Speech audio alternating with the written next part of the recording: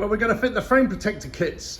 They stick out here and they attach on one of the engine mounting bolts either side. The key thing is here is not to undo the engine mounting bolts left and right at the same time. Do one side only and torque them back up before you get to the other side. Unfortunately, the entire fairing has to come off, but I'm going to attempt to do it with just the Allen key stroke screwdriver that comes under the rear seat.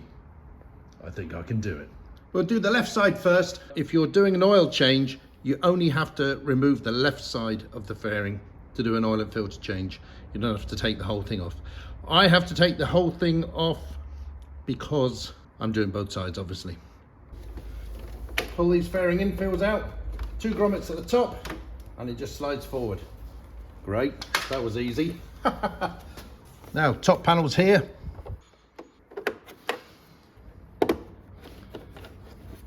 Yep, that's handy. We've done these before. That's that out. Now we've just got the infill panel here, so we've got another 5 poppers, including the one we've just uncovered here, and the other one's down in the tunnel, which we can get from underneath. So I'll just push those in. That's him done. I'm on my back on the floor. I'm on my back on the floor now. That's him done.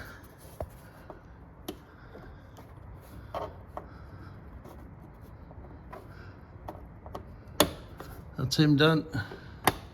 And him. And this. Oh, it actually came out for me as well. Another one up there. Cool.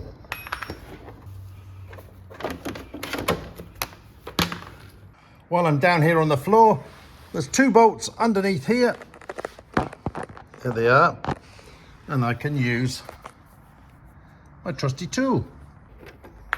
Cool.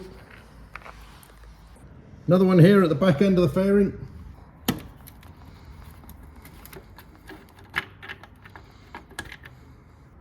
This one's a bit longer than the ones on the underside of the fairing, so I must remember that. Back up top, another one up here. I think this might be the last. Yeah, another long one. Sneaky, another push release plastic rivet there.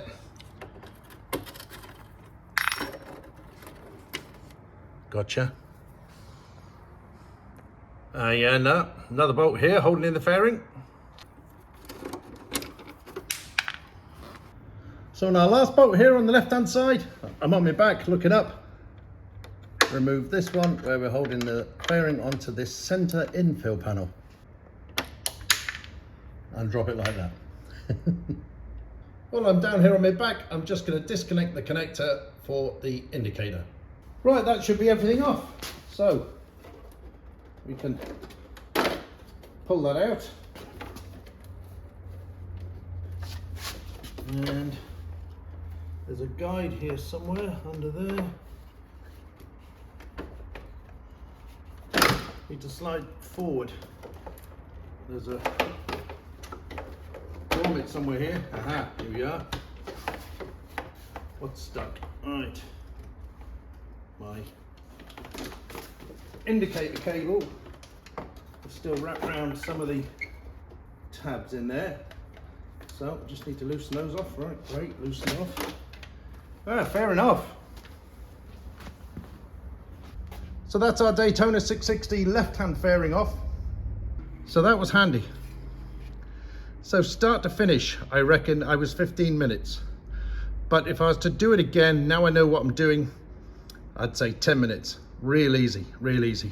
So if the Triumph service guy says to you, we got to take the fairing off to drain the oil, you can say, yes, the left-hand one only, and it'll only take you 10 minutes. So I'm going to take the right off. It's just going to be the same. Yeah, look, access to the oil filter and the sump drain plug just there. Handy enough. And it required nothing more than the toolkit under the rear seat. So the only thing I prepared for this job is a 12 and 14mm spanner set and sockets and a torque wrench, and that's it. Okay, I printed off the fitting kit. So here's my contents. And they come in a box like that.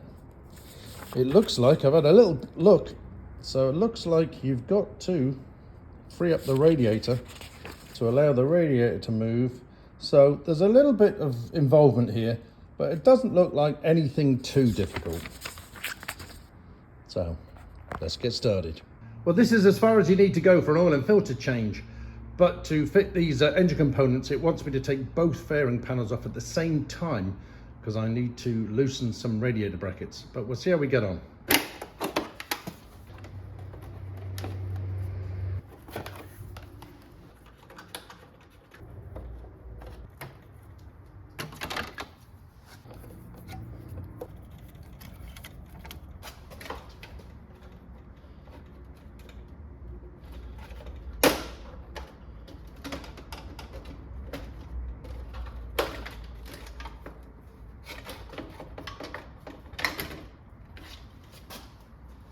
There, about 7 or 8 minutes for the whole lot. So on the left and right hand side, we're just going to build the two halves together. So one of the Allen bolts, drop that through to the bottom, and one of the larger bolts, top, and this small Allen bolt one is torqued down to 10 Newton meters. I'm just going to do that by hand. And this one down to 21 Newton meters. I will use a torque wrench for that. And just nip down my Allen bolt. Good. We have a made up system. On the left hand side, just do the same for the right. Now we need to loosen this radiator. So the top bolt there, which is a Torx, and the bottom one buried down there, which is a regular bolt. So a couple of tools needed there. Just this one here, it's the Torx one.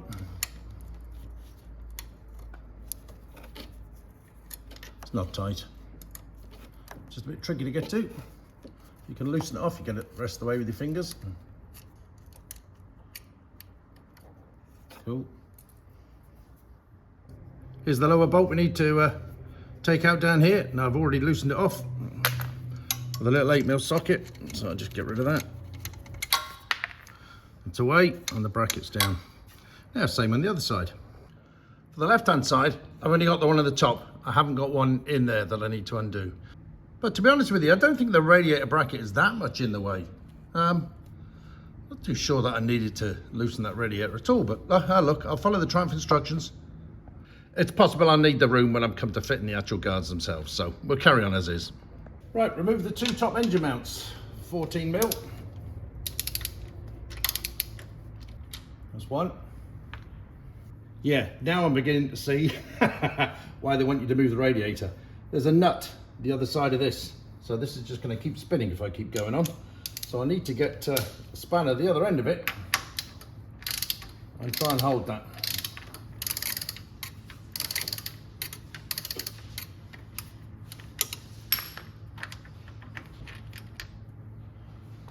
So what I found easier in the end was to get a deep socket and go at the back and hold the nut with that.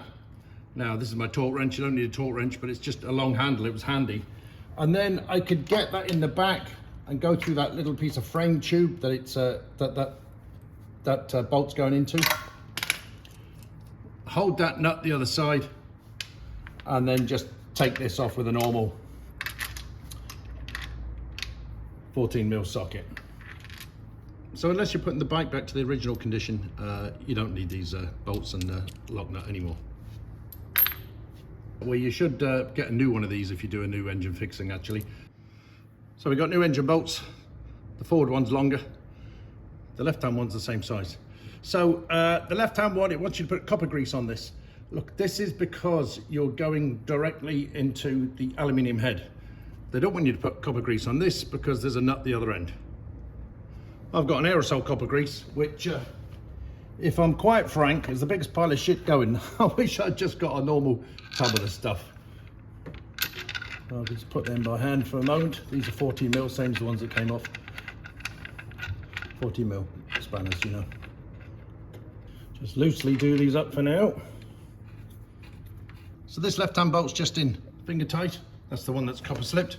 The right-hand bolt, I've got to hold this nut the other end. You get a new nut. It's a one use only nut, obviously. And my new bolt, which is longer. So I'll use my deep socket, hold the nut the other end through the frame tube. When you hold the protector up to the engine block at the front, it looks like it's not going flush yet. It's like that anyway. There's an insert in it here which protrudes out the other side, and so that the black plastic or nylon, whatever it is, doesn't go completely flush to that. So it just feels like it's not seating properly, but it is. A longer bolt on this side. This engine nut and bolt, this is one-time use. So it's quite tight. It's quite a tight thread to get on. So you're trying to hold this inside the frame tube. So what I'm doing is I'm trying to hold it with this deep socket and then screw into that from the outside. So what I've done, just as a test, on the outside, I've just screwed in the first few threads just to loosen it up a little bit to make sure I'm getting on that bolt nice and properly and aligned, because I can't see when it's in. And then I can do it up. It gets stiff as it starts going up the thing. Then I can do it up when I'm sure I'm not threading the thing. Right, what I found when I'm trying to hold this nut the other side, and I'm trying to thread the bolt in through this side of the engine, this is kind of dropping out the way. So I'm going to put a little bit of blue tack over that socket, that deep socket, and just hold that nut in place. Just makes it a bit easier. Right, that was by far the trickiest bit of the whole job. So I ended up holding the nut the other side with that bit of blue tack, getting it in from the back end and getting those first few threads started. Now it's still loose, but now I can just hold that and do these up as normal. So that was quite tricky. I'd say that's the trickiest part of the whole operation. So I would say don't attempt that unless you've got a deep socket, because you need to get in through that frame from the other side, that frame hole. And that's 14 mil.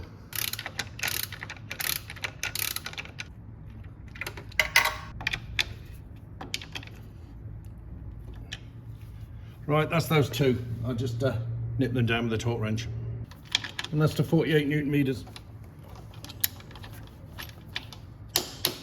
Now, to do the nut on the rear of this, you're going to need a long extension to bring your torque wrench out the other side of the bike to torque it to 48 Newton meters. You don't want to be doing that on the end of the bolt. Wow, that was lucky. So I held the bolt head on this side with a socket spanner, and I just barely had enough extension to get through from this side, but I've torqued it down now, so that's great. Right, that took me about half an hour to sort out these bolts and these bolt heads and how I was going to get this tightened down and how I was going to torque it down. So yeah, that was a little bit long-winded. Still, the left-hand side should be easier. Let's hope so. Right, on this left-hand side, we've got another easy bolt here, straight into the engine block. So that's going to be easy enough. Another 14 mil head. Now the access for the nut on the other side of this is much easier. It's exposed. So this is going to be much easier on the left-hand side. Good. Now we have the right side fully torqued up and everything like that, we can happily take these left-hand bolts out. Remember, trying for saying, don't take the left and right bolts out at the same time, because you might get the engine into a bit of misalignment and you'll be snookered. That didn't take much. So this one's straight in the engine block. I can see the copper slip that the factory put on it.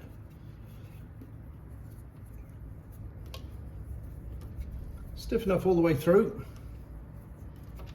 Right, that's that. Now I can just hold the nut from the back with this. Yep. Could do with a smaller ratchet handle really, but oh well. I'm using my torque wrench now.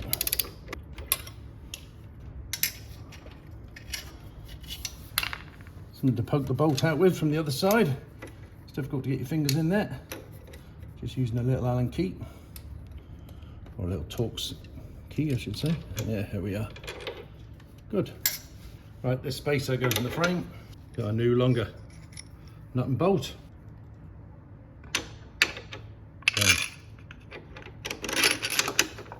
Yep, I can feel that coming out the other side. So I'll just handball the nut on the other side For now, a couple of threads.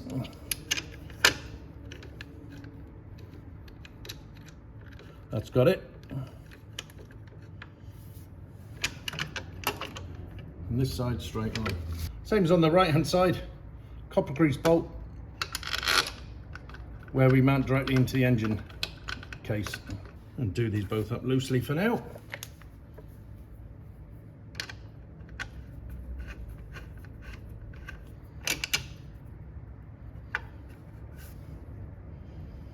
Cool. Now I just need to nip the front one down and then torque them both down.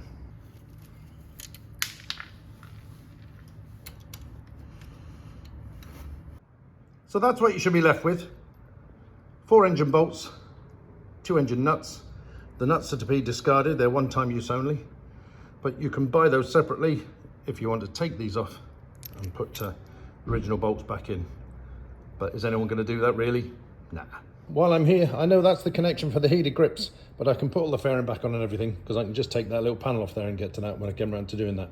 When you're putting the fairing on, the main bit to get on is this bit here, and that just slides over from front to back on this section of the frame here. It looks like a grommet goes in there, but it doesn't. That little square box slides in behind that, and then the rest just falls into place with grommets and clips and stuff.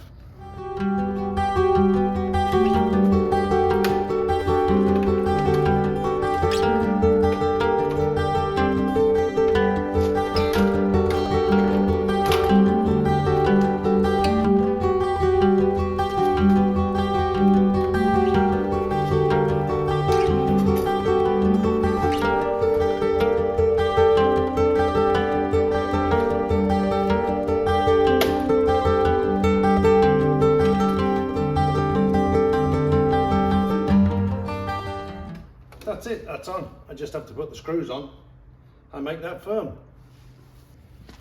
Not forgetting my little infill piece. Easy, easy. And my indicator, reconnect that. And the very final piece. So, top to bottom. That was 20 minutes getting both sides of the fairing on, all the infill panels, all the poppers, everything. So fairing on and off, left and right, you can get both off in 20 minutes. Left hand side, less than 10 minutes. Very, very easy. So there's the finished look. Frame protectors. But getting the fairing off is quite trivial. Fitting these is fairly involved.